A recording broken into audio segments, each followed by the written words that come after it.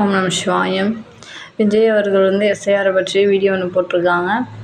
பரவாயில்ல, இப்போ இந்த தடவை கொஞ்சம் கொஞ்சம் தகவல்களை சேகரிச்சுட்டு வந்துட்டு நல்லாவே பேசியிருக்காரு. மறுபடியும் பார்த்திங்கன்னா திமுக மேலே பண்ணணும். உங்கள் கட்சிக்காரங்களுக்கு டிவிகே தொண்டர்களுக்கு ஃபார்ம் தரலையா, எஸ்ஐஆர் ஃபார்மு. டிவிகேக்கு ஃபார்ம் தராதது எலெக்ஷன் கமிஷன் அவங்கள்ட்ட கேட்கணும். இதுக்கு தானே நீங்கள் பூத் கமிட்டி ஆள் வச்சுருப்பீங்க. அவங்கள போய் கேட்டு வாங்கி தர சொல்லுங்கள். அதுக்கு காரணம் ஆளுங்கட்சியும் கைப்பாகைங்கிறீங்க. முதல்ல என்ன உங்களுக்கு இதில் அப்புறம் தற்கொலைன்னு சொன்னாலும் உங்கள் தொண்டர்கள் கோச்சுக்கிறாங்க. எலெக்ஷன் கமிஷன் மேலே ஒன்றிய அரசோடது. அவங்க என்ன சொல்கிறாங்களோ அதை தான் அவங்க கேட்பாங்க. அவங்க தான் ஃபார்ம்லேருந்து எல்லாமே தராங்க. முதல்ல ஸ்கூல் படிக்கிற பசங்களுக்கெல்லாம், அதாவது உங்கள் தொண்டருக்கெல்லாம் ஃபார்ம் தர மாட்டாங்க.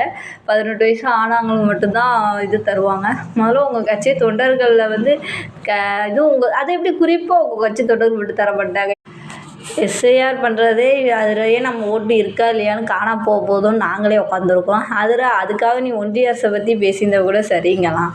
அவங்கள பற்றி ஒரு வார்த்தையும் பேசலை. ஏன்னா சிபிஐ அங்கே விசாரணை நடக்குதுல்ல, அதனால் எதுவும் பேச மாட்டாப்புல. நமக்கு இருக்குது ஒரே டார்கெட்டு திமுக. அவங்கள ஏதாச்சும் பண்ணி விடுவோன்னு பேசாமல் எது சரியோ அதை பார்த்து பேசுங்க தற்கொலை விஜயன்னா.